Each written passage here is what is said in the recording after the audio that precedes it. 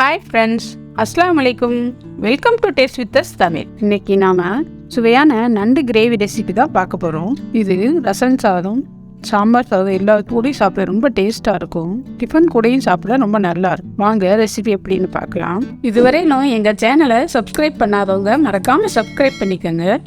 ஒரு கடாயில் 2 table spoon நல்லெண்ணெய் ஊற்றி எண்ணெய் சூடானதும் 1/2 கப் பொடியாக நறுக்கின சின்ன வெங்காயம் சேர்த்து வெங்காயம் பொன்னிறம் மாற வர நல்லா வதக்கி விடணும்.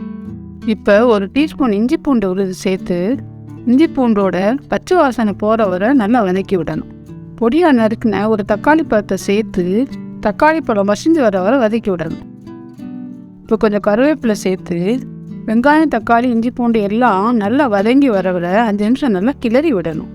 இப்போ 1/4 டீஸ்பூன் மஞ்சள் தூள், 1/2 டீஸ்பூன் சீரகத்தூள், 1/2 டீஸ்பூன் சோம்புத்தூள், 3/4 டீஸ்பூன் மிளகாய்த்தூள், 3/4 டீஸ்பூன் மல்லித்தூள், 1/4 டீஸ்பூன் கரம் மசாலா சேர்த்து நல்லா கலந்து விட்டு 2 நிமிஷம் நல்லா மசாலா வாடை போகிற வர நல்லா வதக்கி விடணும்.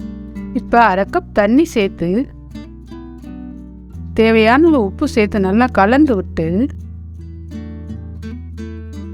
கழுவி சுத்தம் பண்ணி வச்ச 1/2 கிலோ நண்டை சேர்த்து நல்லா கலந்து விட்டு மூடி போட்டு 10-15 நிமிஷம் வேக விடணும். மசாலாவோடு சேர்ந்து நல்லா நண்டு வெந்து வந்ததும் கிரேவி தொக்கு பதத்துக்கு வந்ததும் 3/4 டீஸ்பூன் மிளகுத்தூள் சேர்த்துக்கணும். இப்போ நல்லா கலந்து விட்டு 5 நிமிஷம் மூடி போட்டு நல்லா வேக விடணும். கிரேவியில் எண்ணெய் பிரிஞ்சு வந்த உடனே கடைசியாக கொத்தமல்லி தூவி இறக்கினா சுவையான நண்டு கிரேவி ரெடி. இந்த ரெசிபியை கண்டிப்பாக ட்ரை பண்ணி பாருங்க. வீடியோ பிடிச்சிருந்தா லைக் பண்ணுங்க, ஷேர் பண்ணுங்க, கமெண்ட் பண்ணுங்க. டேஸ்ட் வித் அஸ் தமிழை சப்ஸ்கிரைப் பண்ணிக்கோங்க. தேங்க்யூ.